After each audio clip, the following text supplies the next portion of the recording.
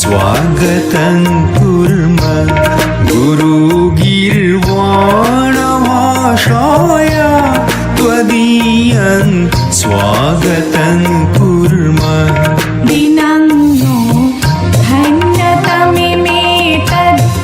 इयं मङ्गलमयी वेला वयं यदि वालिकायेता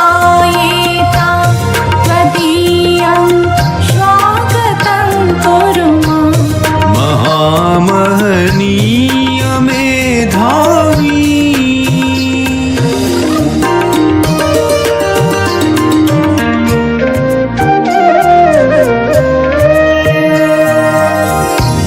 न काचित् भावना भक्ति न काचित् साधना शक्ति परं श्रद्धा शुभाञ्जलिभिः त्वदीयं स्वागतं कुर्मः किमधिकं ब्रूमहे श्रीमन् निवेदनमे तदैवैकं नो वाला विस्मृतिर्नेया त्वदीयं स्वागतं कुर्मः महामहनीय मेधावीं कुर्मः दिनं नो धन्यतमेतद् इयं मङ्गलमयी वेला वयं यदि वालिकायेता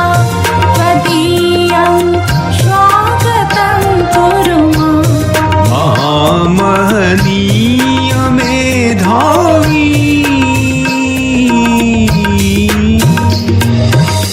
छत्तीसगढ़ संस्कृत शिक्षा सेवा संस्थान पक्षतः राज्य पक्षतश्च भववर्धनी सभा छत्तीसगढ़ संस्कृत शिक्षा सेवा संस्थानतः आयोज्यते।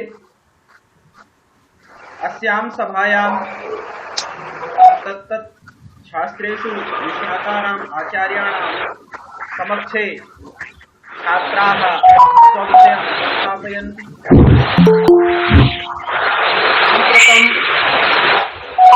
अस्माकं छत्तीसगढ़ संस्कृत शिक्षा सेवा संस्थाने ज्योतिषकक्षायाः अध्यापनं भवति, अथ च व्याकरणशास्त्रस्य साहित्यशास्त्रस्य वा। तत्र व्याकरणशास्त्रे अथ च ज्योतिषविषयमवलम्ब्य विद्यावारिधयः कल्लाजी विश्वविद्यालयस्य प्राध्यापकाः डॉक्टर श्री मृत्युंजय कुमार तिवारी महाभागाः प्रतिदिनं अस्मान् पाठयन्ति, छात्रान् पाठयन्ति। अस्याः सभायाः सभाध्यक्षं निर्वहन्ति छत्तीसगढ़ संस्कृत शिक्षा सेवा संस्थानस्य अध्यक्षाः अस्माकं गुरवः अग्रजाः विद्वद्भैरजाः परम वैष्णवाः आचार्याः सर्व महाभागाः परम वैयाकरणाः। अथ च अस्याः सभायाः मुख्यातिथयः सन्ति वेदमूर्तयः श्रीकृष्णाचार्याः, वैदिकाः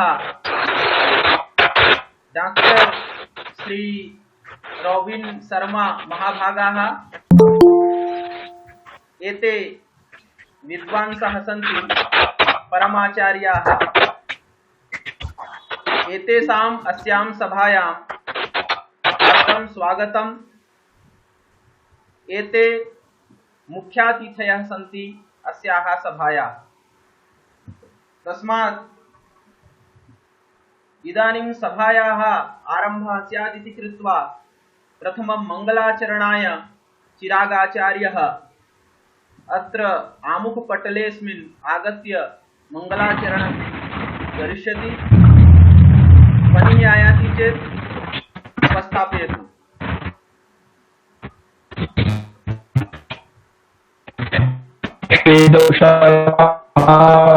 श्री गुरुभ्यो नमः।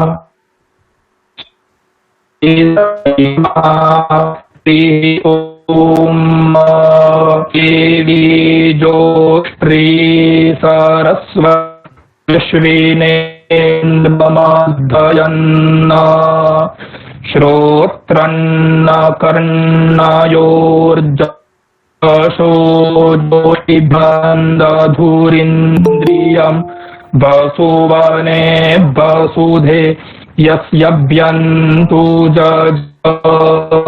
जस्मिन् समाजो मुखे यस्मिन् प्रतिष्ठिता रथनाभाविवाराः यस्म्योश्चित्तगुं सर्वमोतं प्रजानान्तन्मे मनाः शिवसङ्कल्पमस्तु। ॐ स्वस्ति। धन्यवादाचार्याः। अधुना सभायाः आरम्भः स्यादिति कृत्वा अध्यक्षवर्यान् प्रार्थये सभारम्भः यथा स्यात् तदर्थम् अनुमतिः अस्मभ्यं प्रदेयमिति।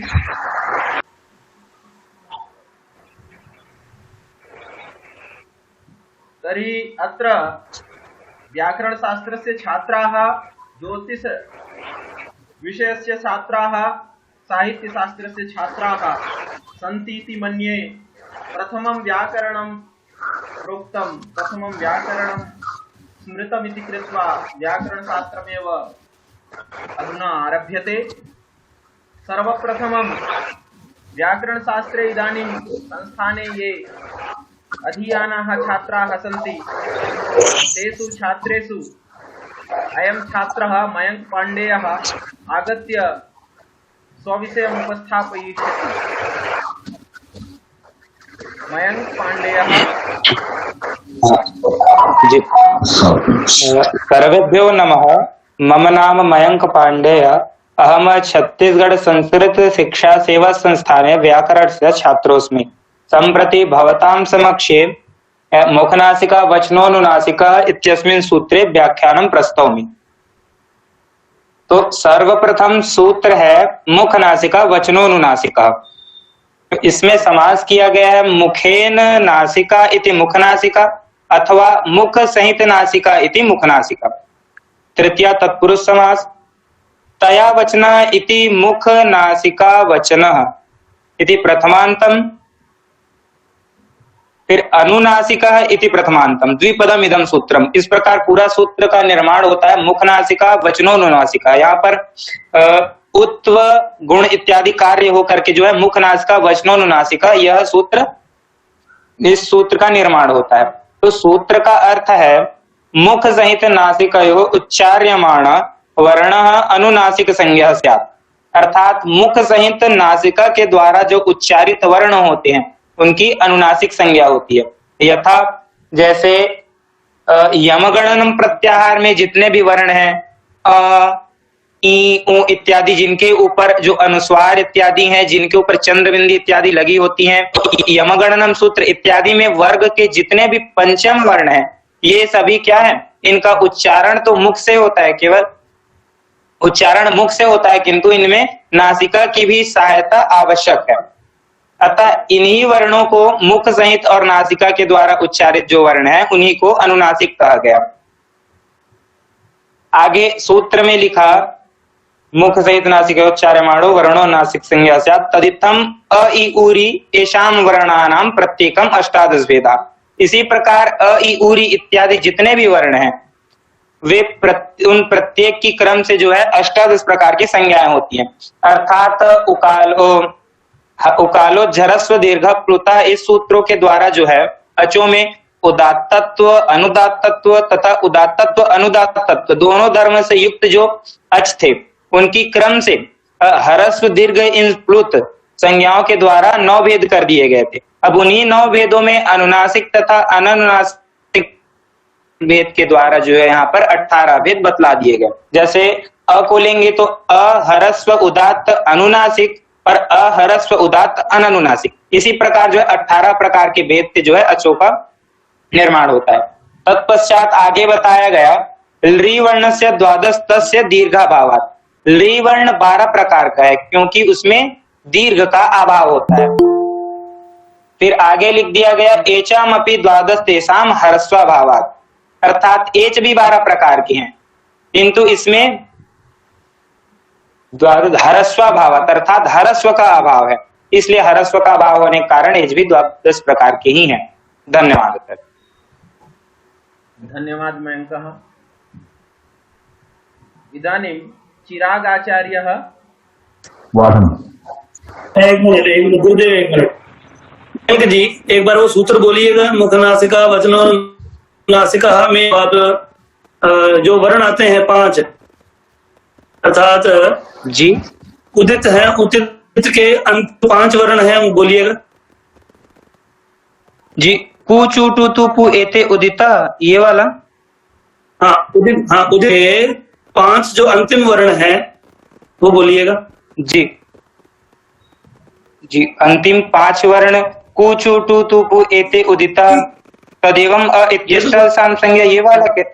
नहीं, ये तो हो गए तू को एते उदिता, ये तो उदित हो गए। ये तो क्या हो गई जी? उन उदितों में अनुनासिक संज्ञा किनकी होती है? उदित में अनुनासिक संज्ञा उकार की होगी, उकार की होगी। ऐसा न अवगच्छति। आचार्याः ये वदन्ति तत्र यत्र उकारस्य संज्ञा भवति तत् उगितिति। तस्मात् कवर्ग पवर्ग चवर्ग टवर्ग तवर्ग वा इत्यत्र कस्य वर्णस्य अनुनासिक संज्ञा भवति इत्यर्थः तेषां मतम्। वर्णों के पंचम वर्ण की आचार्य जी, जैसे कवर्ग में गकार की, तदेव पवर्ग में जी अंतिम वर्णों की। हाँ, तो अंतिम वर्ण एक बार अरे क्रमशः उच्चारण जी। क्रमशः जैसे कवर्ग में गकार की, चवर्ग में यकार की, पवर्ग में नकार की,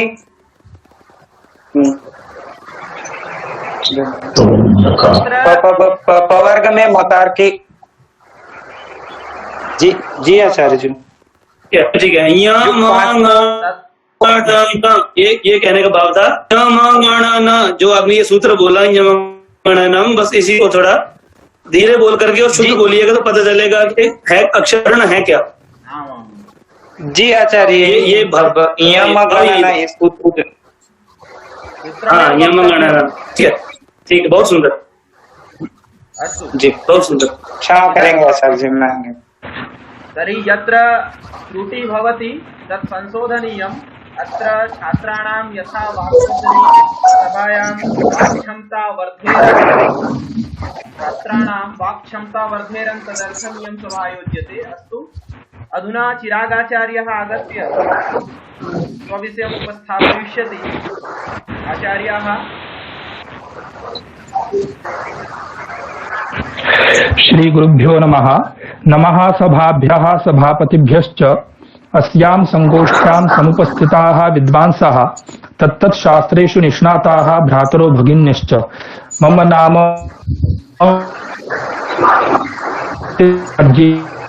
मंडलगते छत्तीसगढ़ संस्कृत शिक्षा सेवा संस्थाने व्याकरण शास्त्रस्य छात्रोऽस्मि। सम्प्रति भवतां समक्षे कृष्णैकत्वम् इत्यस्मिन् प्रयोग सिद्धि विषये व्याख्यानं प्रस्तौमि। कृष्णैकत्वम्, इस प्रयोग को सिद्ध करने के लिए हमें वृद्धिरादैच और वृद्धिरेचि इन 2 सूत्रों की आवश्यकता पड़ती है। सर्वप्रथम कृष्णैकत्व हमें संधि करना है। कृष्ण एकत्वम् अर्थ है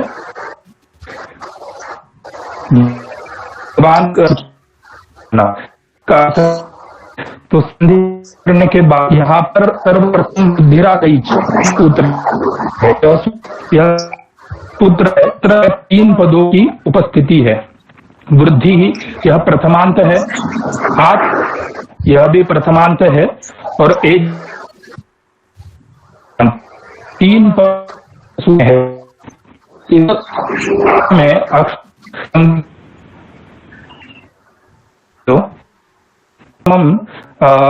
विधेयम ततः परम, तो यहाँ पर जो है, यहाँ पर वृद्धि पद अर्थात उद्देश्य पद जो है वह प्रथम में दिया हुआ है।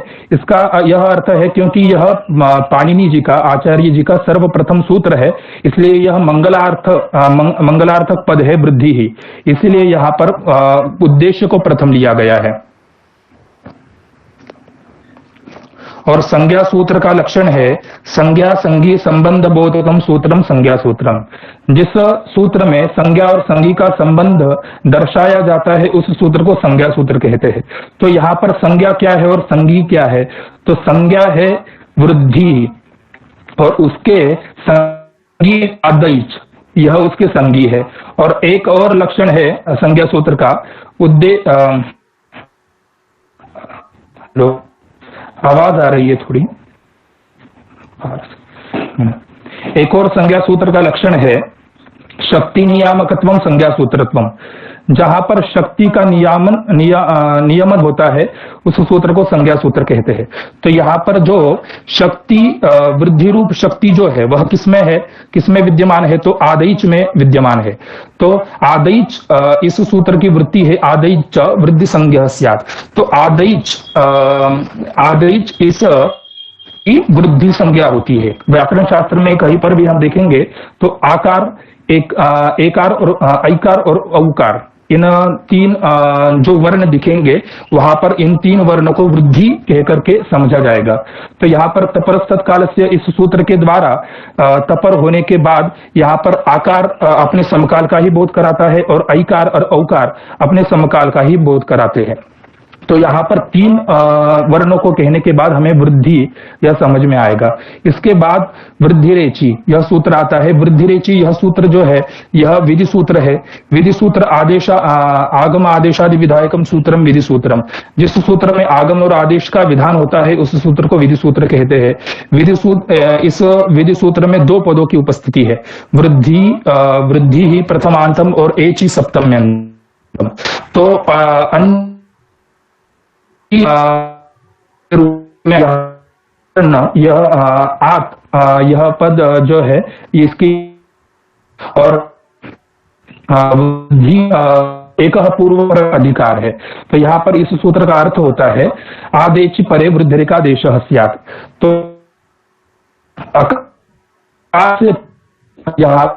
आकार से परे हो तो यहाँ पर पूर्व के स्थान में वृद्धि होती है।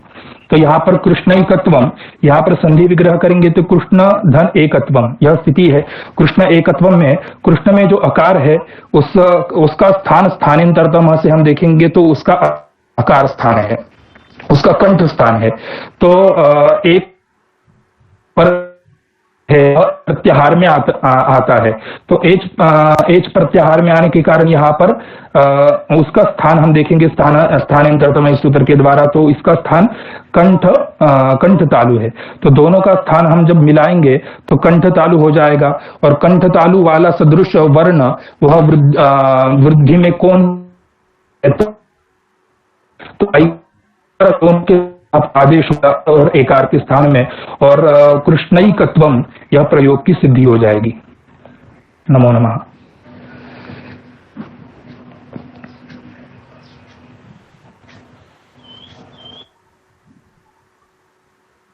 धन्यवाद। बहुत सुंदर चिराग। शोभनम्। एतदनन्तरम् आशीष शुक्ला।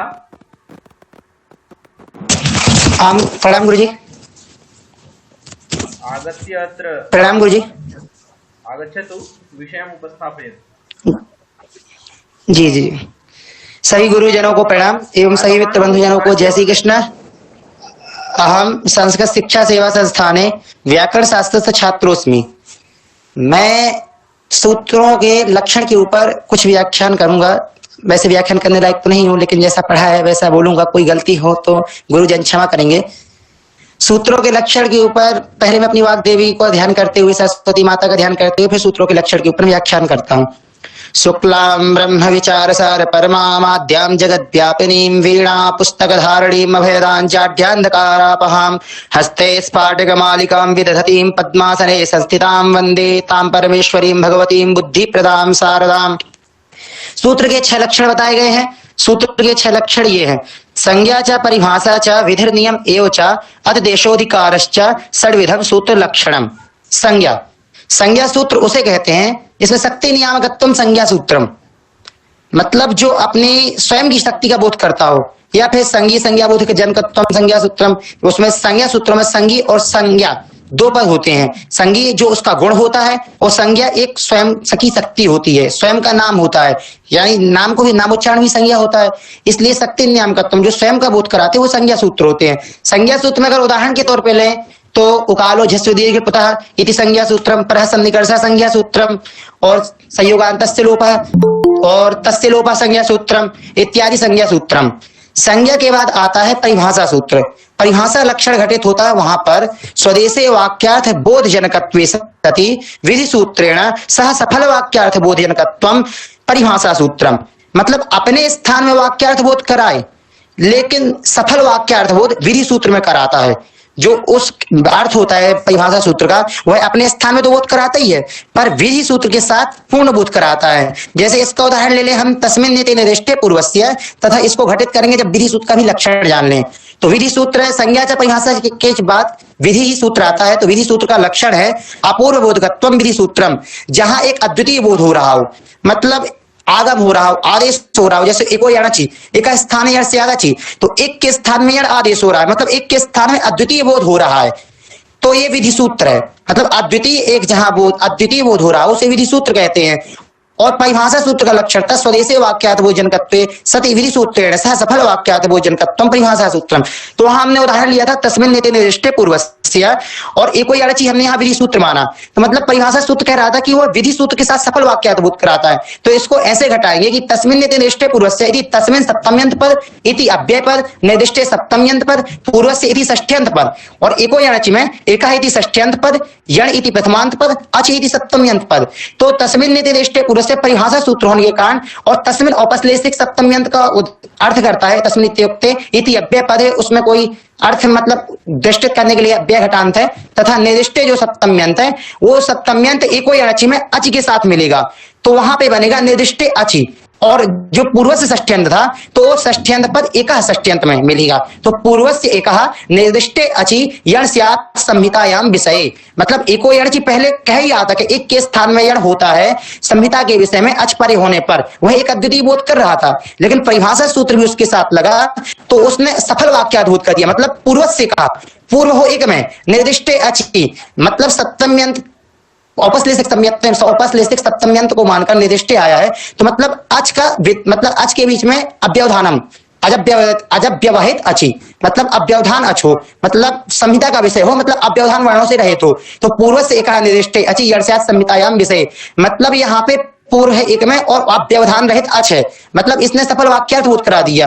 परिभाषा सूत्र से इसका सफल वाक्यार्थ हो गया। मतलब अब इसमें कोई शंका नहीं रह गई कि हमको अव्यवहित चाहिए कि वर्ण के बाद एक के बाद कहीं भी मिल जाए तो अच हम ग्रहण कर लेंगे, नहीं, अव्यवहित अच ग्रहण करेंगे। ये परिभाषा सूत्र के माध्यम से हमको पता चला। अब परिभाषा सूत्र विधि सूत्र के लक्षण के बाद आता है नियम सूत्र। नियम सूत्र का लक्षण ऐसे घटित होता है प्राप्ते सति आरभ्यमाणो विधि नियमाय कल्पते, मतलब प्राप्त होने पर भी फिर से विधि आरंभ की जाए। मतलब सूत्र में हमें प्राप्त था कि यह चीज होगी, लेकिन उसकी विधि दोबारा आरंभ कर दी गई तो वह नियम सूत्र है। मतलब उसने नियम एक सूत्र के ऊपर फिर दोबारा नियम घटा रहा है। कैसे? इसका उदाहरण हम लेते हैं तपस तत्कालस्य, और इसको संज्ञा सूत्र में घटाते हैं। संज्ञा सूत्र ऊपर था अदेंग गुण अथ एंग च गुण संज्ञा स्यात्, मतलब आकार की और एंग प्रत्याहार में आने वाले वर्ण ए ओ की गुण संज्ञा होती है। यह हमको पता है कि आकार की और एंग प्रत्याहार में आने वाले वर्णों की गुण संज्ञा होती है। लेकिन तत्काल से ने कहा कि तह पर यस्मात् सच, मतलब ता से परे जो वर्ण तात्परश्चोच्चायमाणा, और ताहे पर में ता से परे जो वर्ण और ताहे पर में जिसके उन वर्णों की स्वयं की संज्ञा का बोध होता है। तो तापर वो इस्मात सच तात्पर्य चोचारमा समकाल से भी संज्ञा साथ, मतलब वो समकाल की संज्ञा के बोधक होते हैं। जो सब उच्चारण चल रहा है, उच्चारण चल रहा है, वही मतलब हर जगह अर्थ में वही उच्चारण घटित होगा। तो यहाँ पे अत में हमने अकार को ह्रस्व ग्रहण किया था, तो अकार जो है वो अनुनासिक और अननुनासिक के भेद से 18 प्रकार का होता है। तो तत्परस्त तत्कालस्य ने कह दिया कि नहीं, वहां जो अकार ग्रहण किया गया है वह ह्रस्व अकार ही रहेगा, क्योंकि तपर यस्मात् सचा तात्पर्योच्चारण ता से परे, ता से जो पूर्व वर्ण है, मतलब ता हो पर में जिसके, ता पर यस्मात् ता से परे जो वर्ण, और तात्पर्योच्चारण मतलब ता है पर में जिसके, तो ता है आकार के पर में, तो आकार अपना वहां पे ह्रस्व था, इसलिए हमने उसको हर जगह अर्थ में ह्रस्व घटित, मतलब ह्रस्व आकार की और एंग प्रत्याहार में आने वाले ए ओ की गुण संज्ञा होती है। मतलब हमको नियम मतलब पहले से प्राप्त था, लेकिन एक फिर से विधि आरंभ कर दी गई तापरस तत्कालस के माध्यम से कि आकार ह्रस्व ही हो, इसलिए तापरस तत्कालस नियम सूत्र हो गया। उसके बाद आता है संज्ञा च परिभाषा च विधिर नियम एव च अतिदेशो। अतिदेश, अतिदेश वो आरोप, अतिदेश वैसे आरोप होता है, लेकिन इसका लक्षण ऐसे घटित होता है वति घटितत्वम अतिदेश, जहां पे वत घटित हो रहा हो वह अतिदेश सूत्र है। अब इसका उदाहरण हम लेते हैं तो अंतादिवच्च, तो अंतादिवच्च कहता है यो यमेकादेशा स पूर्वस्यांतवत् परस्यादिवत्, मतलब जो एकादेश हो, यो यमेकादेशा, यो जो यमेकादेश एकादेश जो हो रहा है वह पूर्व अंतवत, मतलब यहाँ पे वत घटित हुआ, अगर वत घटित हुआ तो यह वत घटितत्व अतिदेशा कहा ही गया था, तो मतलब अतिदेश सूत्र हो गया। पूर्व का अंतवत एवं पर का आदिवत हो, जो एकादेश हो, अंतरिक्ष सूत्र कहता है जो एकादेश हो वह पूर्व का अंतवत और पर का आदिवत हो।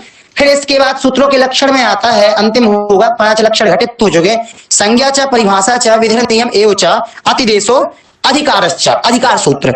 अधिकार सूत्र इति लक्षणम स्वदेशे वाक्यार्थ बोध शून्यत्वे सति उत्तर सूत्रेण सह सफल वाक्यार्थ बोध जनकत्वम अधिकार सूत्रम, मतलब अपने स्थान में तो बोध कराता है, साथ ही साथ उत्तर सूत्र में सफल वाक्यार्थ बोध कराता है।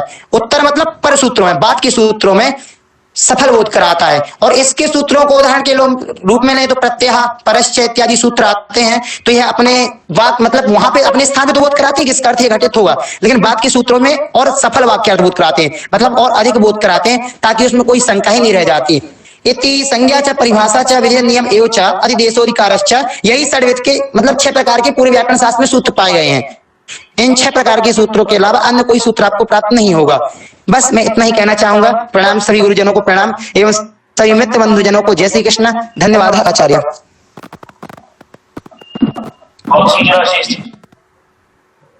धन्यवाद। धन्यवादाः। किन्तु शनैः शनैः वक्तव्यमिति तत्र झटिति वदन्ति एते छात्राः।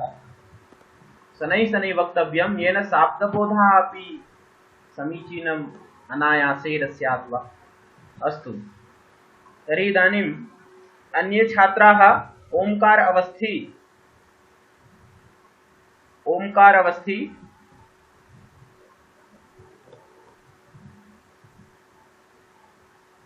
ध्वनि आयाति। ओंकार अवस्थी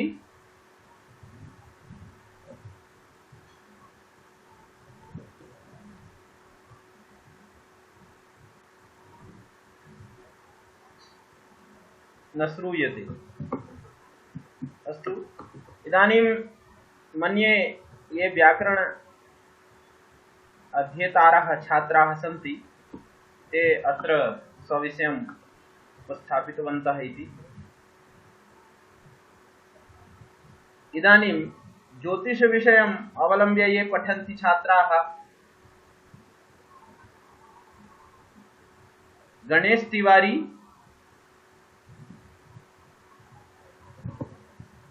गणेश तिवारी,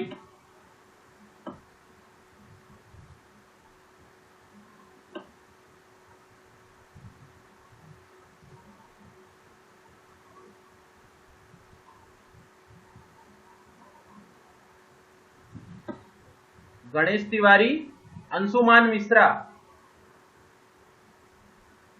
अंशुमान मिश्रा, अखण्डमण्डलाकारं व्याप्तं येन चराचरं तत्पदं दर्शितं येन तस्मै श्री गुरुवे नमः। आप सभी आज के वागवर्धनी सभा के जो अध्यक्ष हैं उनको प्रणाम करते हुए, आचार्य जी को, मनीषाचार्य जी को प्रणाम करते हुए, ज्योतिषाचार्य हमारे गुरु जी को प्रणाम करते हुए, आज मैं वराह मिहिराचार्य द्वारा रचित जो ग्रंथ है लघु जातक, उसका जो 12वां और 13वां श्लोक है, जो राशियों के द्विपद या चतुष्पदादि संज्ञा की जो बात करते हैं, उसके विषय में इस श्लोक को मैं प्रस्तुत करने जा रहा हूं। इसके पूर्व में 11वें श्लोक में, जैसे कि श्लोक में बताया गया है कि नृ चतुष्पद कीटाप्यो बलिनः प्राग दक्षिणा परोत्तरगाह। यहाँ पर राशियों के संज्ञा की बात की गई है, लेकिन विशेष रूप से राशियों की द्विपद आदि संज्ञा की बात नहीं की गई थी। तो 12वें और 13वें श्लोक में संज्ञादि की बात की गई है, द्विपद आदि।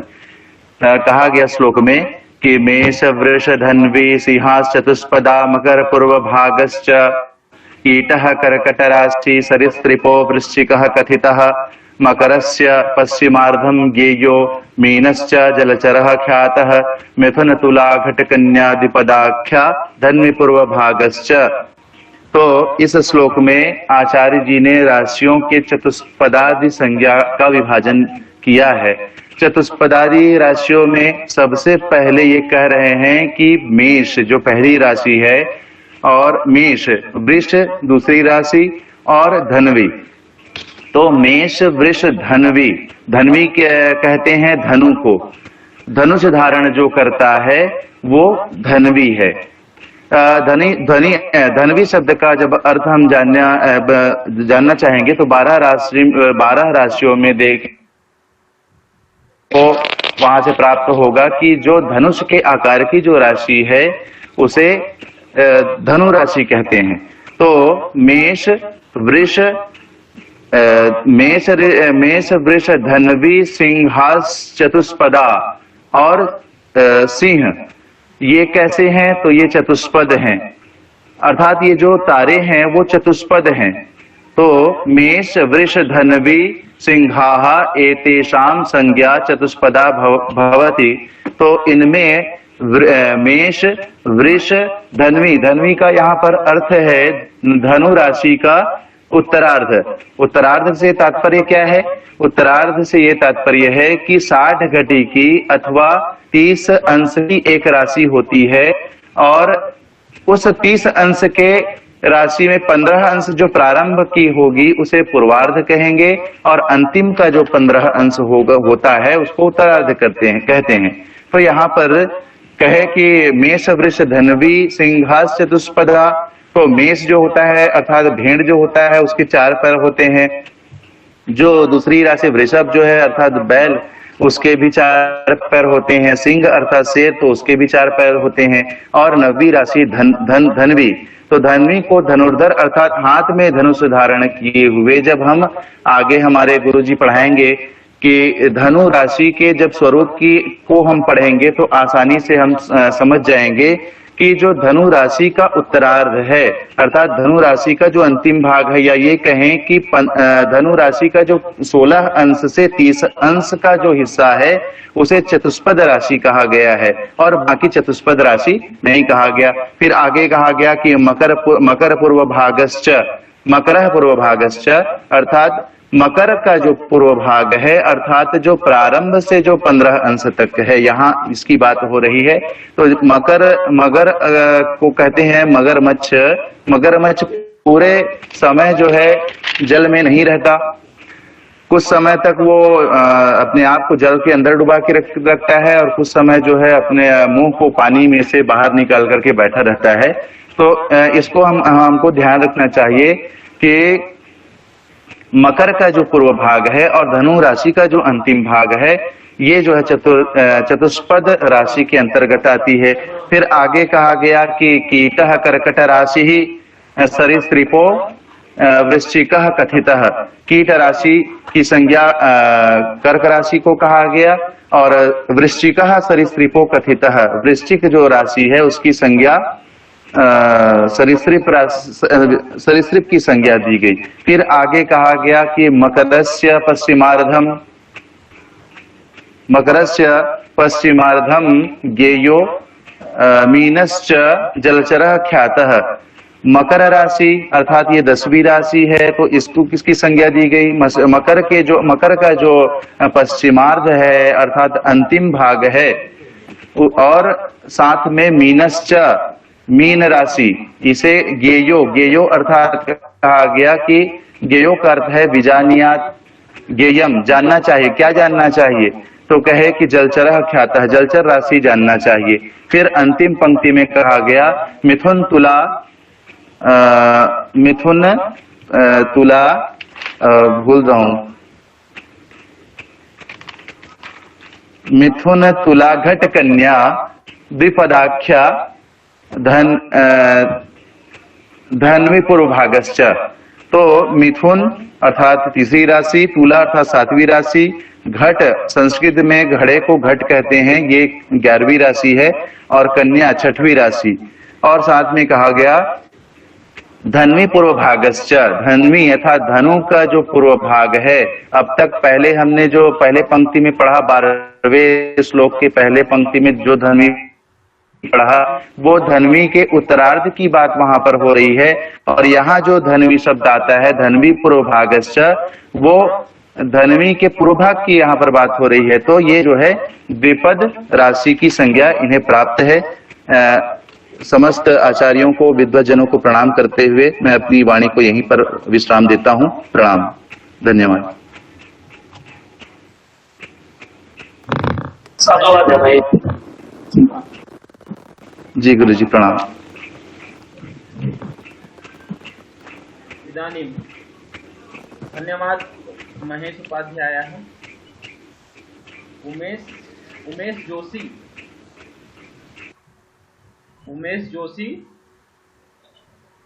जी गुरु जी, नमो नमः। एसोपि सर विषयस्य छात्राः।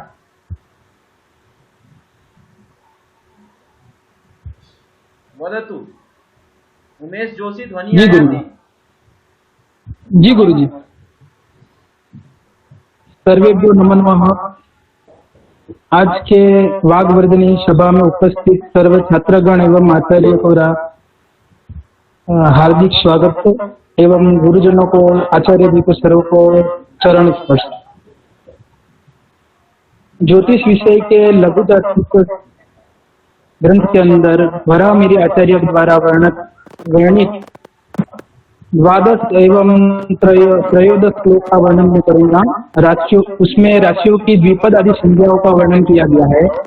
वराहमिहिर जी कहते हैं श्लोक के अंदर के मेष वृष धनु सिंह चतुष्पदा मकर पूर्व भागश्च कीट कर्कट राशि सरीसृपो वृश्चिकः मकरस्य पश्चिमार्धं ज्ञेयो जलचरः मिथुन तुला घट कन्या द्विपदाख्या धन्वी पूर्व भागश्च।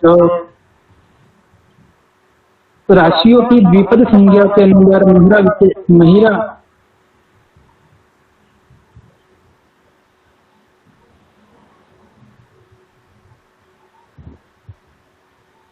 मिहिराचार्य जी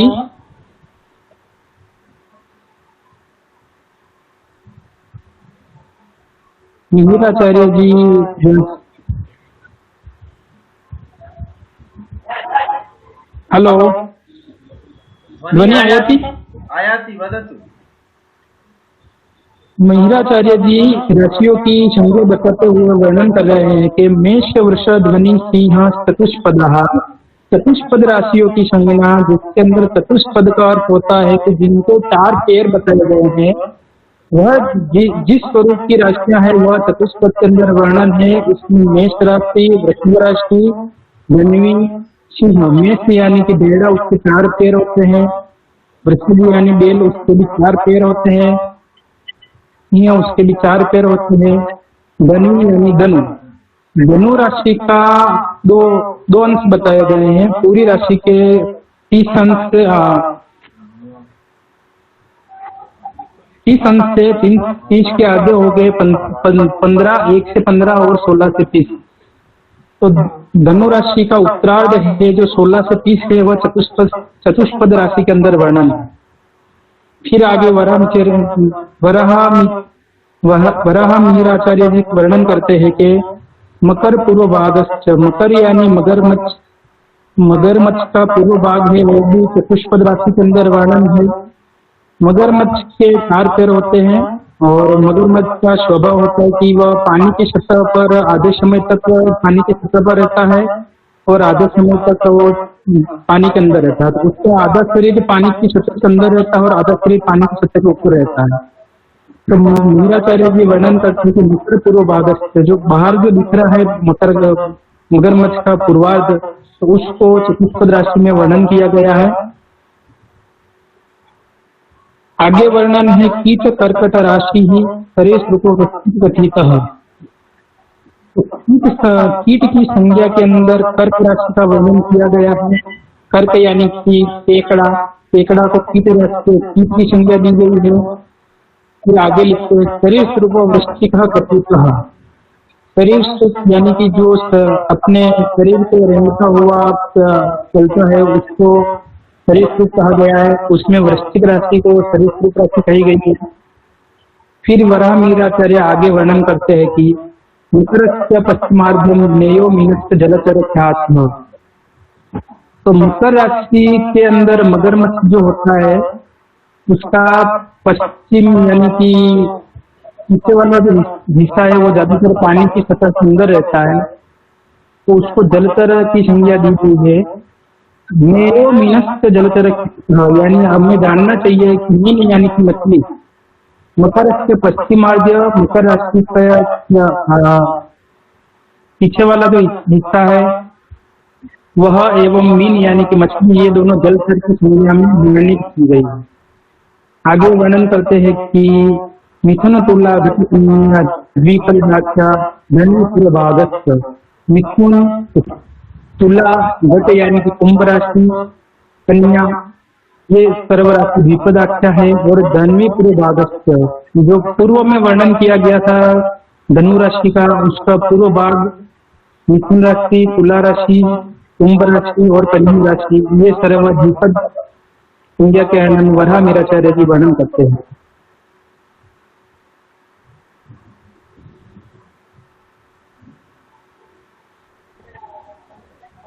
यहाँ पर मेरे वाणी को मैं विराम करूंगा। नमो नमो गुरु जी। धन्यवाद। धन्यवाद। उमेश जोशी। तत्र अभिषेकधर द्विवेदी, अभिषेकधर द्विवेदी।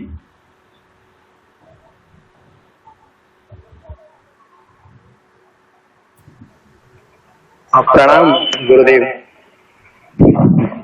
आगच्छतु। प्रणाम गुरुदेव। ध्वनि आयाति? आयाति, वदतु। मैं लघु जातकम के 16वें एवं 17वें श्लोक की व्याख्या करना चाहूंगा, जिसमें कुंडली के भावों की संज्ञा का वर्णन है। भावों के संज्ञा को बताया गया है। तो 16वें श्लोक में पाताल हिबुक वेश्म सुख बंधु संज्ञा चतुर्थ भावस्य नव पंचमे त्रिकोणे नवमर्क्षत्र त्रिकोणं च। तो पूर्व 16वें श्लोक में कहा कि कुंडली में लग्न से चतुर्थ भाव की वो पाताल संज्ञा, हिबुक संज्ञा होती है। वेश्म का अर्थ गृह से लिया है, तो चतुर्थ गृह की, चतुर्थ भाव की पाताल एवं हिबुक संज्ञा होती है। इसी भाव की सुख बंधु यह संज्ञा भी होती है। चतुर्थ भावस्य, चतुर्थ भाव की यह सुख और बंधु संज्ञा भी होती है। यहाँ पर विचारणीय एक विषय है, यहाँ पाताल शब्द लिया चतुर्थ भाव के लिए। जैसा कि पूर्व में आचार्य जी ने हमें पढ़ाया था कि कुंडली से ही हम सूर्योदय और मध्याह्न का, अस्त का एवं मध्य रात्रि का पता लगा सकते हैं, वो हम जान सकते हैं। तो यहाँ एक बात जानने योग्य है कि पाताल, चतुर्थ भाव को पाताल की संज्ञा क्यों दी। तो यह अगर हम ध्यान दें तो सूर्य जब उदय होता होगा, जब पूर्व में, तो वो पूर्व जब उदय पृथ्वी के क्षितिज में लगता होगा तो उदय, और जब मध्याह्न में आकाश में जाता होगा तो दसम भाव में, तो वह आकाश उसकी संज्ञा होती होगी। इसलिए मंगल के दोष में यदि हम देखते हैं तो लग्ने व्यये च पाताले यामित्रे चाष्टमे कुजे, उसमें भी इसका पाताल का वर्णन है। तो पाताल और संध्या के समय पश्चिम क्षितिज में, और अंत में वह पाताल में सूर्य नीचे, पृथ्वी के जो नीचे चले जाते हैं, इस कारण हो सकता है पाताल की संज्ञा दी हो चतुर्थ भाव को। उसके बाद हिबुक, यह संस्कृत का शब्द नहीं लगता, ये यवनाचार्य के मत से होगा हिबुक शब्द। आगे नव पंचमी, तो नवम भाव, लग्न से नवम भाव और पंचम भाव को त्रिकोण की संज्ञा दी है। उसमें भी नवम भाव को त्रिकोण की संज्ञा दी, नवम त्रिकोणं च। आगे 17वें श्लोक में धी ही पंचमम तृतीयम दुश्चिक्यम सप्तमम तु यामित्रम, लग्न से पंचम भाव को धी ही अथवा बुद्धि के लिए बुद्धि की संज्ञा दी कि इस पंचम भाव, इसलिए कुंडली में जब भी हम बुद्धि के विषय में चर्चा करते हैं तो पंचम भाव से जरूर इसे विचारते हैं। तथा तृतीय भाव में भाव को दुश्चिक्य इस नाम की संज्ञा दी, और सप्तमम तो यामित्रम, जैसा मैंने पूर्व भी कहा कि मंगल के दोष में भी इस श्लोक में यामित्र शब्द आता है, तो सप्तम भाव को यामित्र, द्यूनम द्यूनं च, और द्यून और दोनों ही द्यून है, एक में ह्रस्व एक में दीर्घ उकार है, तो द्यून की संज्ञा दी। यहाँ भी एक चीज विचारणी है कि द्यू अर्थ दिन का है, और सप्तम भाव में जब सूर्य आते हैं तो वह अस्ताचलगामी होते हैं, अर्थात द्यू दिन का ऊन, जहां दिन का ह्रास होता हो, अर्थात रात्रि की वेला संध्या का समय आ रहा हो, तो वह तब संध्या का समय होता है। तो इस कारण हो सकता है सप्तम भाव को द्यू ऊनम, दिन का जहां ह्रास हो रहा हो, संध्या आ रही हो, तो इसलिए द्यून शब्द का प्रयोग किया हो सप्तम भाव के लिए। और तत्विच्छिद्रम अष्टमम, अष्टम भाव को छिद्र की संज्ञा और द्वादश भाव को ऋषभ की संज्ञा दी। इतना ही। प्रणाम गुरुदेव, अगर कुछ गलती हुई हो तो क्षमा कीजिए। आप आशीर्वाद से आप लोग को, अब मैं अपनी वाणी को विराम दे दूं। धन्यवाद अभिषेक दर द्विवेदी। बड़ी मृदु वाणी है अभिषेक जी, बहुत सुंदर अभिषेक।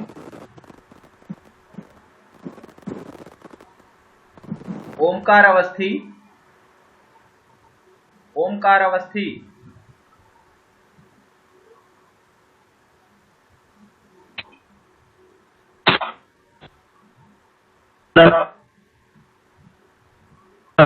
अयं छात्रः व्याकरण विषयस्य छात्रः तस्मिन् काले न श्रुतवान्।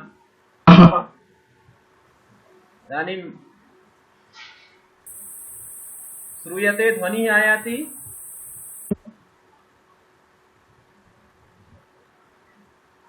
जी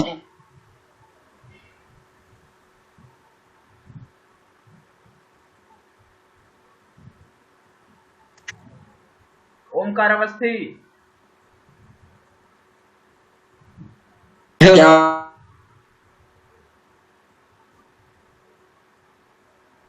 तत्र समस्या वर्तते, ध्वनिः सम्यक्तया न आयाति।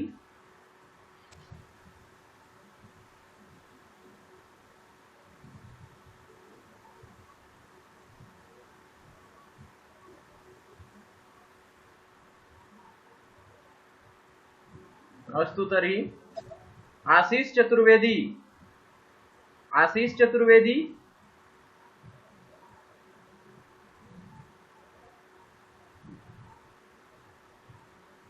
आशीष चतुर्वेदी, जी गुरु जी प्रणाम। अयं छात्रः साहित्यविषयस्य अयं छात्रः आशीष चतुर्वेदी इदानीं साहित्यविषये साहित्यदर्पणमधिकृत्य आचार्याः पाठयन्ति अध्यापयन्ति तस्मात् तद्विषयमेव अवलम्ब्य सः वक्ष्यति इति मन्ये। वदतु।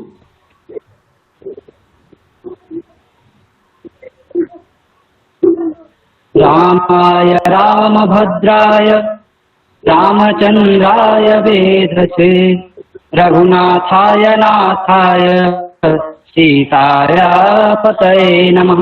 नमो नमः। नमः संस्कृताय। नमः सभाभ्यः सभापतिभ्यश्च। स्वस्वशास्त्रेषु निष्णाताः गुरुजनानाम् अहं प्रणमामि। अद्य अस्मिन् वाग्वर्तिनी सभायाम् अहं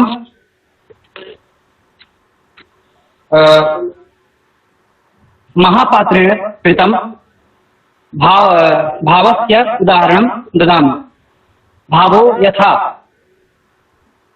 यस्यालीयत शुल्कसीं जलधिः पृष्ठे जगन्मण्डलम् दंष्ट्रायां धरणी नखेदिति सुता भीतः पदे रोदसी क्रोधे क्षत्रगणः सरेदसमुखः पाणौ प्रलम्बासुरो ध्याने विश्वमतावधार्म धार्मिककुलं तस्मै चिरस्मै नमः।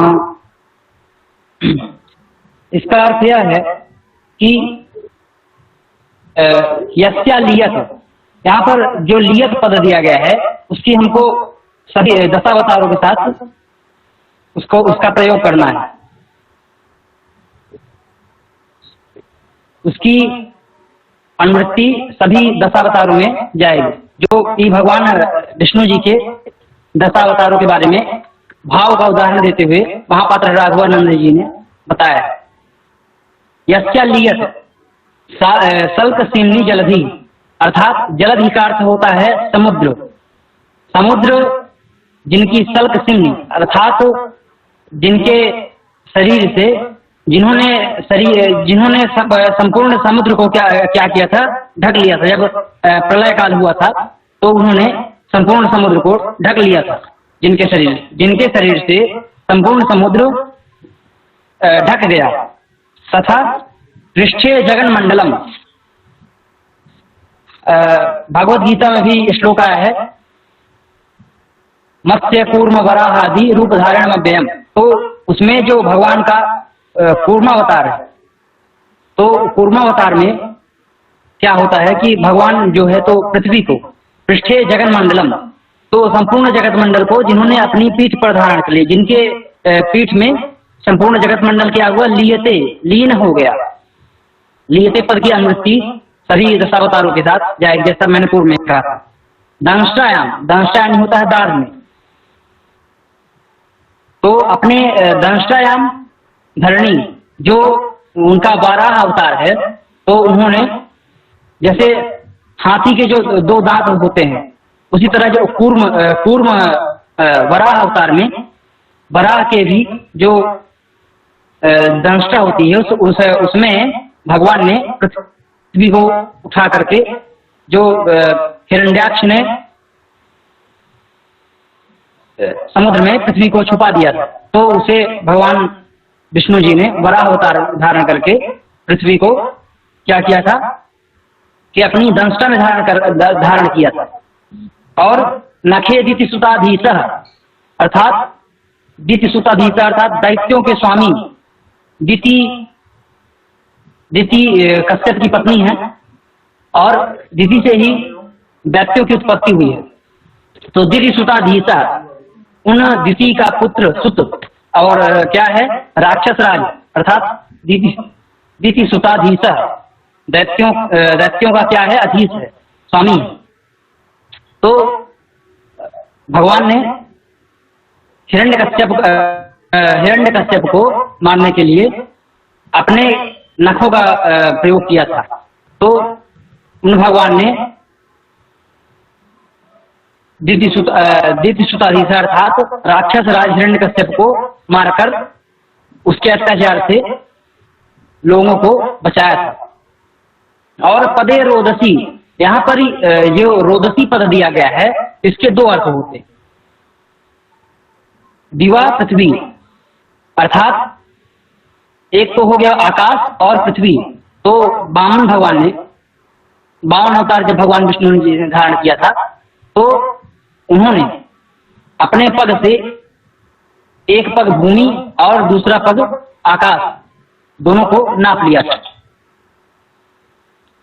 तो पदे रोदसी अर्थात अपने पद से जिन्होंने आकाश और पृथ्वी को, जिनके पदों में संपूर्ण आकाश और पृथ्वी समाहित हो गए, लीन हो गए। और क्रोधे छत्रगण, परशुराम जी के अवतार को आप तो जानते होंगे। परशुराम जी थे तो ब्राह्मण, लेकिन किंतु अपने कर्म से वो क्षत्रिय थे। और उन्होंने जितने अत्याचारी क्षत्रिय हुए, जितने अत्याचारी राजा हुए हैं, उनके अत्याचार से उनका वध करके, उनके अत्याचारों को समाप्त करके जनमानस को उनके अत्याचारों से निवृत्ति दिलाई, उनको मुक्त कराया। तथा सरे दशमुखा, अर्थात जो दशानन रावण था उसको अपने बाण से, सरे अपने सर में, जिनके बाण में दशानन रावण जो कि स्वर्ग को जीतने वाला, अपने आप को बहुत बड़ा ज्ञानी मानता था, फिर भी वो केवल एक बाण में, प्रभु श्री रामचंद्र जी के एक बाण में ही लीन हो गया, लियते समा गया, उसमें लीन हो गया। आगे कहते हैं पाणव प्रलंबा सुरो, और जिन भगवान कृष्ण ने क्या किया था, प्रलंबासुर नामक दैत्य का वध किया था अपने हाथों से। और ध्याने विश्वम, और बुद्ध जी जो हुए हैं उनके ध्यान में संपूर्ण विश्व क्या हो गया, लियते लीन हो गया, समाहित हो गया है। और असौ अधार्मिक कुलम, ये जो संपूर्ण अधार्मिक कुल है, जो धर्म को मानने वाले नहीं है, जो नास्तिक गण है, तो इनका क्या होगा आगे जब भगवान कल की अवतार धारण करेंगे तो खड्ग से इनका वध करेंगे। अभी तो देखिए नहीं हुआ है, अब आगे जो मतलब होगा तो इसमें भगवान अधार्मिक जो नास्तिक गण हैं उनके अत्याचारों को समाप्त करके जो सज्जन व्यक्ति हैं उनको मतलब उनको धर्म के प्रति प्रेरित करेंगे। और तस्मै नमः, अर्थात कहते हैं कि इन दशावतारों में मैं किसी भी अवतार को प्रणाम करता हूँ, नमः मतलब के नमस्कार करता हूँ। और यहाँ पर अत्र भगवत विषय रतिर्भाव, यहाँ पर भगवान से जैसे कि रघुवंश जी ने मतलब यहाँ पर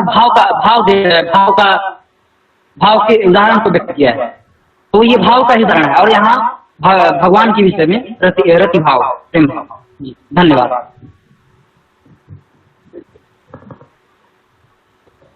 यह त्रुटि भवेत् तमाम क्षम्यताम्।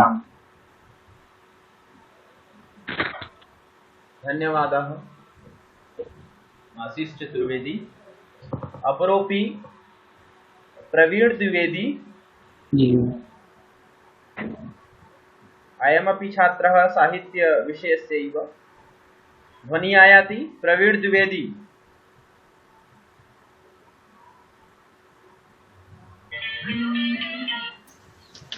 आयाति वदतु विषयमुपस्थापयतु।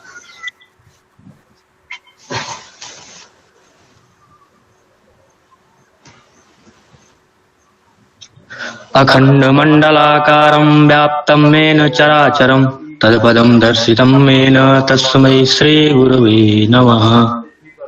अद्य मम विषयं संक्षेपः वर्तते।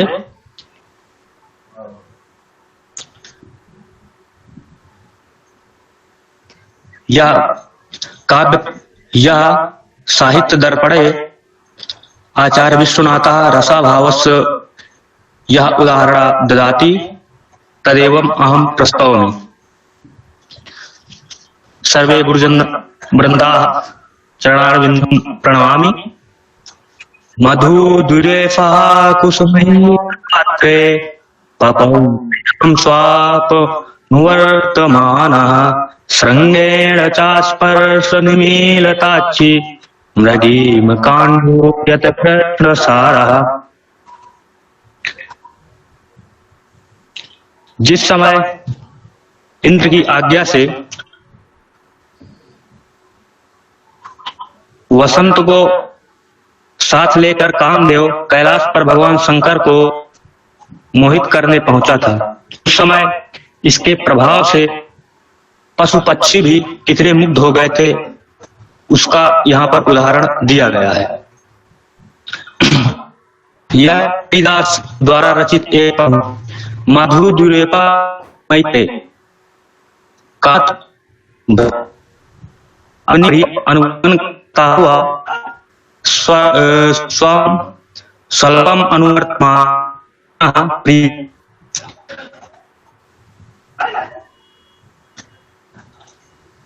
अनुगमन करता हुआ पुष्प रूप एक पात्र में मधु का पान करने लगा और स्पर्श मुख से निमीलिताक्षी अर्थात अपने नेत्रों को मूंदता हुआ मृगी का श्रृंगेण च स्पर्श निमीलिताक्षिम मृगीम आकुंडत कृष्णसारा। मृगी को उसका प्रेम कृष्णसार जो मृग है सींग से धीरे धीरे खुजलाने लगा, अर्थात जब वह उसका आलिंगन करने के लिए गया तो वह अपने खुरों से या सींगों के माध्यम से खुजली करने लगा। यहाँ श्रृंगार भास प्रतीत हो रहा है, लेकिन यहाँ पर कहा गया है जो आभास होता है, तदाभास होता है, अनौचित प्रदर्शनम, अर्थात अनौचित का जहाँ प्रदर्शन किया जाता है वह तदाभास होता है। और तदाभास दो प्रकार का होता है, एक भावाभास और एक रसाभास। तो यहाँ पर रसाभास का उदाहरण दिया गया है। रसाभास का तात्पर्य है जहां रस तो नहीं है लेकिन रस जैसी प्रतीति होती है, यहाँ रस नहीं है फिर भी रस का आभास हो रहा है, इसलिए यह रसाभास का उदाहरण है। धन्यवाद गुरुजी। अद्य क्षम्यताम विलंबेन आगतः अस्मि। अस्तु, प्रणमामि। धन्यवाद प्रवीण द्विवेदी। अजीत शर्मा, अजीत शर्मा जी गुरुजी। जी गुरुजी। छात्रः ज्योतिष विषयस्य छात्रः वदतु। सर्वेभ्यो गुरुभ्यो नमः। मैं ज्योतिष विभाग का छात्र हूँ एवं मैं लग्नादि द्वादश भाव की संज्ञा के बारे में अपना प्रस्तुतिकरण करता हूँ।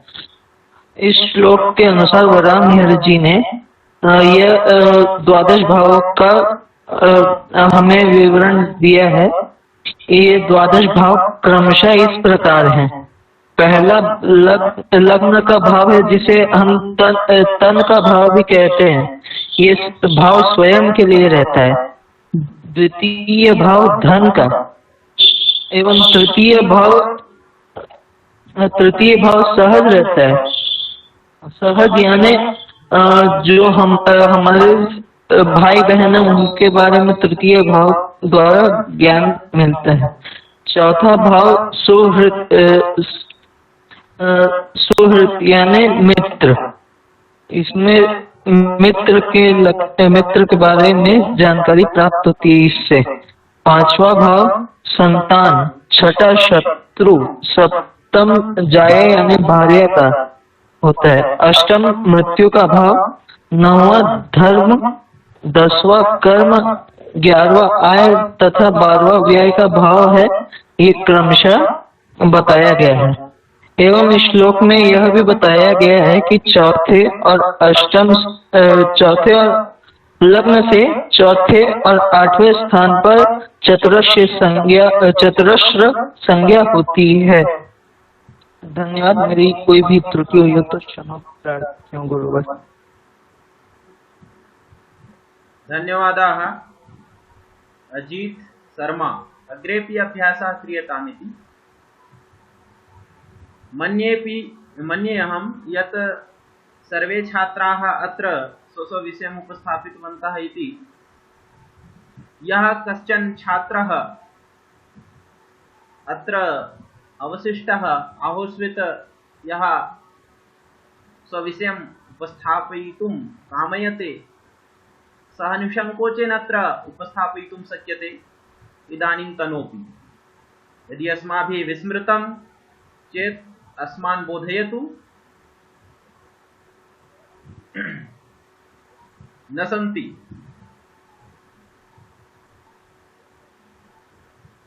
तस्मात् इदानीम् अस्यां वाग्वर्धनी सभायाम् एते छात्राः आसन्। ज्योतिष विषयस्य छात्राः, साहित्य विषयस्य छात्राः, व्याकरण विषयस्य छात्राः। यद्यपि ज्योतिष विषयम् अधिकृत्य बहवः छात्राः पठन्ति, प्रतिदिनम् आगच्छन्ति, किन्तु अस्यां सभायां न जाने 4-5 एव छात्राः आसन् इति मन्ये इदानीं तनोपि। तर्हि सभायाम् आगन्तव्यमिति। इदानीम् अवसानः कालः आगच्छत्येव, तस्मात् अस्याः सभायाः मुख्यातिथयः अत्र राजन्ते। अस्यां सभायां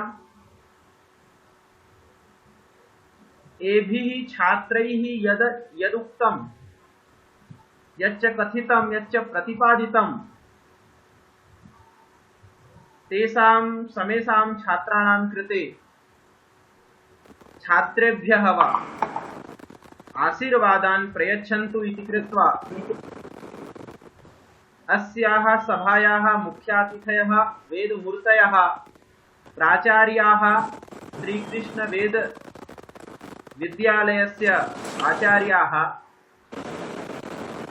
श्री रॉबिन शर्मा महाभागाः छात्रेभ्यः आशीर्वादान् प्रयच्छन्तु इति मन्ये आचार्याः।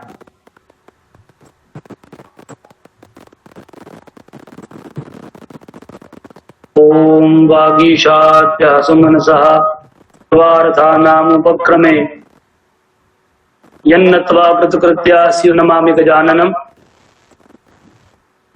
मेव वक्ष्यामि। सर्वप्रथम उपस्थित सभी चेतन जीवों में उस परब्रह्म परमात्मा का अनुस्यूतत्व होने के कारण एकदंत को प्रणाम करता हूं एवं इस कार्यक्रम के संयोजक महोदय को मैं धन्यवाद देता। आपने मुझे शास्त्र चर्चा को सुनने का आह्वान किया। बहुत बहुत साधुवाद देता हूं इन छात्रों का जिन्होंने बहुत ही जन्म करके अपनी तैयारी की और तैयारी के बाद इसकी जो प्रस्तुति दी, सुंदर प्रस्तुति दी। साधुवाद देना चाहूंगा क्रमशः समय का अभाव, इसलिए सभी बालकों का नाम नहीं लूंगा, लेकिन जल्दी में एक बताता हूं। बहुत स्वयं पांडे जी ने जो मुखनासिका वचनोनुनासिका पर थोड़ा सा छोटा सा व्याख्यान उसके बारे में जो बताया, बहुत सुंदर बताया। चिरागाचार्य ने जो व्यक्त मंगलाचरण किया, बहुत शुद्ध सस्वर पाठ के उन्होंने मंगलाचरण किया। वृद्धिराधेश पर उन्होंने अपना व्याख्यान दिया। आशीष शुक्ल जी ने सूत्रों के लक्षणों पर कुछ, ओंकार अवस्थी जी ने उसी प्रकार से अपना व्याख्यान, गणेश तिवारी जी अनुपस्थित रहे। महेश उपाध्याय जी ने बहुत सुंदर, बहुत ही और मध्यम गति से बहुत सुंदर समझाते हुए वाराह मिहिर जी को उपस्थापित किया। उमेश जोशी जी ने राशियों की द्वितीय संज्ञा जो लघु जातकम से उसको उद्भव किया। अभिषेक दर्द द्विवेदी जी ने बड़ी मृदु वाणी में कुंडली में जो संज्ञाएं हैं उनको बताया। आशीष चतुर्वेदी जी ने साहित्य पण को प्रकट किया एवं हर रूप का जो एक बड़ा सुंदर रूपक प्रस्तुत किया। बहुत सुंदर, आनंद आया सुन करके। प्रवीण द्विवेदी जी, आचार्य विश्वनाथ जी का रसाभास के ऊपर कुछ बोला, ये भी बहुत सुंदर था। मैं साधुवाद देता हूं, अभिनंदन करता हूं अब अपने विषयों में भूरी भूरी परिश्रम किए हुए श्रीमान आचार्य मनीष जी एवं ज्योतिष विषय में पारंगत श्रीमान आचार्य श्री मृत्युंजय जी तिवारी का, इनके परिश्रम बालकों के स्वयं ही पता चलते हैं। संस्थान को निर्विघ्नता पूर्वक निरंतरता से चलाने वाले जो पदाधिकारी श्रीमान अध्यक्ष महोदय, संयोजक, संवाद एवं इस कार्य को बाहर से सुनने वाले अतिरिक्त भी जो लोग इस क्रम में जुड़े हैं, मैं सबको साधुवाद देता हूं, बहुत बहुत धन्यवाद देता हूं कि इस कठिन दौर में जहां संस्कृत को ना तो सरकार संभाल पा रही है, ना बच्चों के अभिभावक ही इसमें तैयार हैं, केवल कुछ कुछ जगहों पर इसके पुनर्स्थापना पुनरुत्थान की जो तैयारियां हो, उसमें भी हम लोग, मैं कहूंगा कि गिलहरी प्रयास हम लोग अपना जारी रखें ताकि संस्कृत का किसी तरह से पुनर्धन हम लोग प्राप्त कर सकें। मैं सभी को बहुत धन्यवाद देता हूं। पुनः जय श्रीमन्नारायण। धन्यवाद आचार्याः। इदानीम् अस्याः सभायाः सभाध्यक्षाः छत्तीसगढ़ संस्कृत शिक्षा सेवा संस्थानस्य अध्यक्षवर्याः अग्रजाः परम विद्वांसः वैयाकरणाः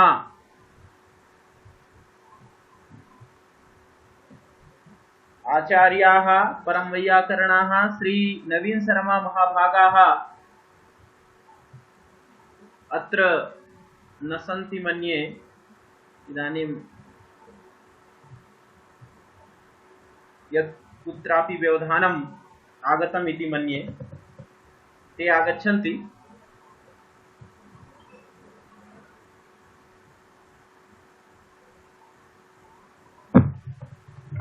वयं प्रतीक्षामहे ते आगत्य अत्र आगताः आचार्याः अस्याः सभायाः सभाध्यक्षाः परम वैयाकरणाः परम विद्वांसः छत्तीसगढ़ संस्कृत शिक्षा सेवा संस्थानस्य अध्यक्षाः आचार्याः श्री नवीन शर्म महाभागाः। प्रार्थयेऽहं यत् अस्यां सभायां छात्रैः यच्च प्रतिपादितं तस्मिन् विषये उक्त्वा छात्रेभ्यः आशीर्वादान् प्रयच्छन्तु इति आचार्याः।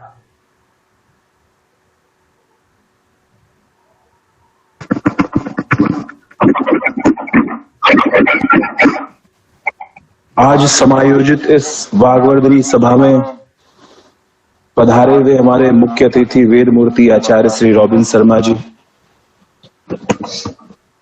उनका हृदय से अभिनंदन है।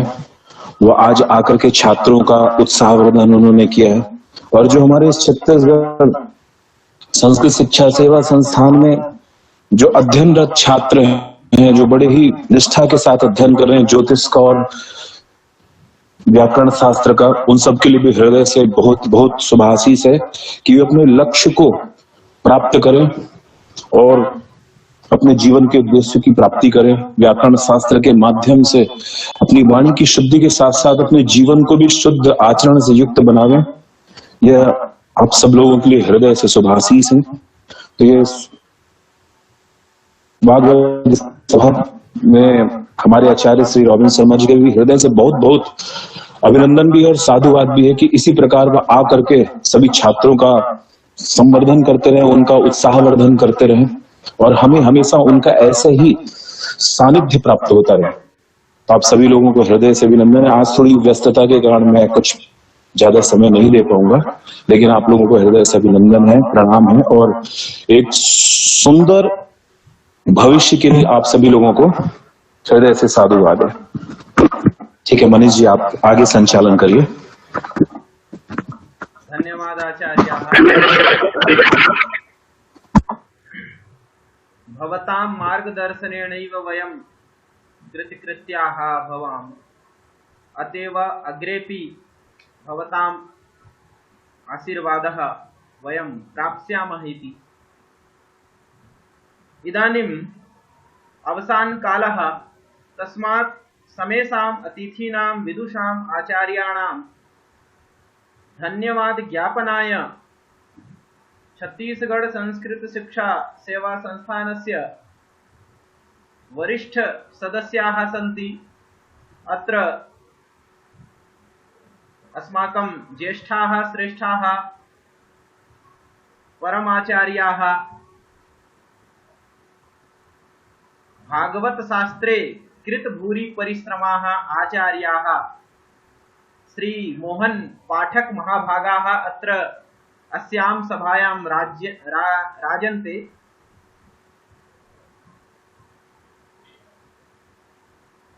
प्रार्थये आमुख पटलेऽस्मिन् आगत्य सर्वान् आचार्याणां कृते धन्यवादः ज्ञापयन्तु, अथ च छात्रान् उद्बोधयन्तु। धन्यवाद आचार्य जी। सभी विद्वज्जनों को मेरा प्रणाम। इस वागवर्धनी सभा में हमारे अतिथिगण जो आए हुए हैं, श्रीमान रॉबिन शर्मा जी, उनको मेरा सादर चरण वंदन, तथा हमारे छत्तीसगढ़ संस्कृत शिक्षा सेवा संस्थान के अध्यक्ष हमारे अग्रज श्री नवीन शर्मा भैया जी को मेरा सादर नमन प्रणाम, और जितने हमारे इस छत्तीसगढ़ संस्कृत शिक्षा सेवा संस्थान में अध्ययन करा रहे हैं उन आचार्यों को भी मेरा प्रणाम। बहुत सुंदर कार्य संस्था की ओर से संचालित हो रहा है, जिसमें ज्योतिष, साहित्य और व्याकरण, लघु सिद्धांत कौमुदी और सिद्धांत कौमुदी, ये दोनों को बहुत सुंदर अच्छे ढंग से तथा इन तीनों विषयों पर बहुत सुंदर ज्ञान दिया जा रहा है संस्थान की ओर से। ये भगवत कृपा है समझिए, और भगवत कृपा से ही बहुत सुंदर ढंग से संचालित हो रहा है, क्योंकि संस्थान की ओर से जब भी कोई कार्य होता है तो उसमें कई विघ्न उपस्थित होते हैं, या कोई भी कार्य हम जब कई मिल करके करते हैं तो नाना प्रकार के विघ्न आते रहते हैं, लेकिन भगवान जी की ऐसी कृपा है कि निर्विघ्न ये बहुत सुंदर ढंग से संपन्न हो रहा है। और सुंदर जब से ये कोरोना की महामारी की स्थिति बनी है, तब से ये आचार्य श्री मनीष शर्मा जी के द्वारा और उन्हीं के मार्गदर्शन से ये कार्य प्रारंभ हुआ था, जो आज बहुत सुंदर रूप ले लिया है। और इसके लिए मैं मनीष जी को हृदय से साधुवाद देता हूँ, धन्यवाद देता हूँ, तथा पूरे संस्थान को मैं धन्यवाद देता हूँ। और हमारे जैसे भैया जी ने कहा कि श्रीमान शर्मा जी जो हैं, रॉबिन शर्मा जी, इनका सानिध्य हमें सतत प्राप्त हो रहा है, ये हमारे लिए और गौरव और सौभाग्य की बात है। और डॉक्टर मृत्युंजय कुमार तिवारी जी, उनकी कृपा तो फिर मैं कह ही नहीं सकता। वो इतना बढ़िया समय निकाल करके बच्चों का मार्गदर्शन कर रहे हैं और बच्चों को सुंदर ज्योतिष का ज्ञान प्रदान कर रहे हैं। तो आप दोनों को मेरा हृदय से धन्यवाद है संस्थान की ओर से। और जितने छात्र इसमें सुंदर पढ़ाई कर रहे हैं, उन छात्रों के लिए भी मैं शुभकामना हृदय से देता हूं कि सुंदर जो जिस विषय में ज्ञान प्राप्त कर रहे हैं, भगवान उनको उस विषय के सुंदर विशेषज्ञ बनाए। यही शुभकामना के साथ मैं अपनी वाणी को विराम देता हूं। और पुनः शर्मा जी को मेरा प्रणाम, रॉबिन शर्मा जी को, मृत्युंजय तिवारी जी, आपको भी मेरा नमस्कार प्रणाम, तथा आचार्य मनीष जी को प्रणाम, और जितने विद्यार्थी हैं उन सबको मेरा शुभाशीर्वाद। और यही कह के वाणी विराम करता हूं। आगे मनीष जी। धन्यवाद आचार्याः। धन्यवाद कृतवन्तः आचार्याः। एतेषामपि पौनःपुन्येन धन्यवादः अस्माभिः ज्ञाप्यन्ते। इदानीं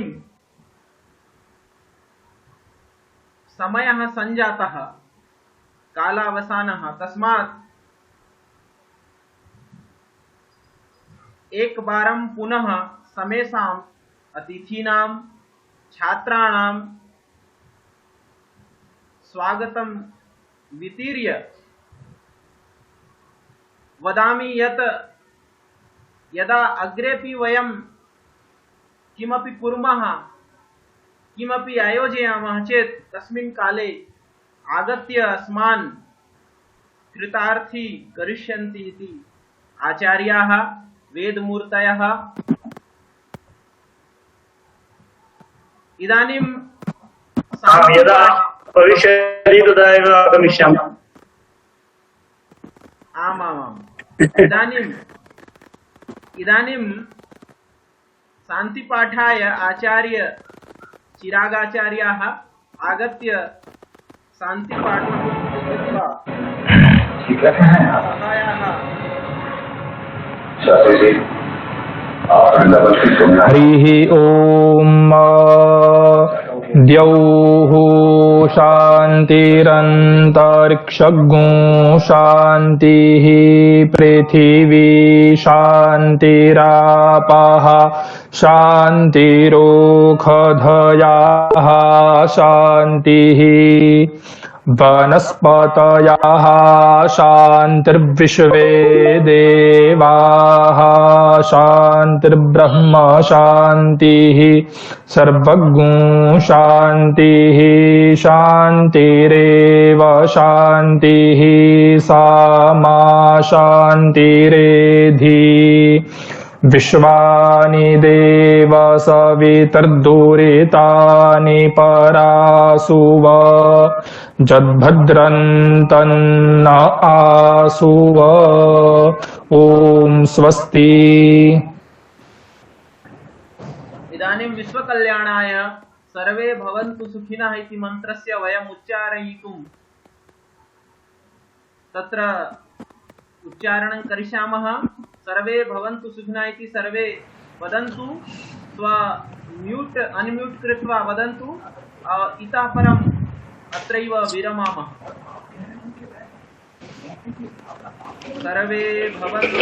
सर्वे भवन्तु सुखिनः सर्वे सन्तु निरामयाः।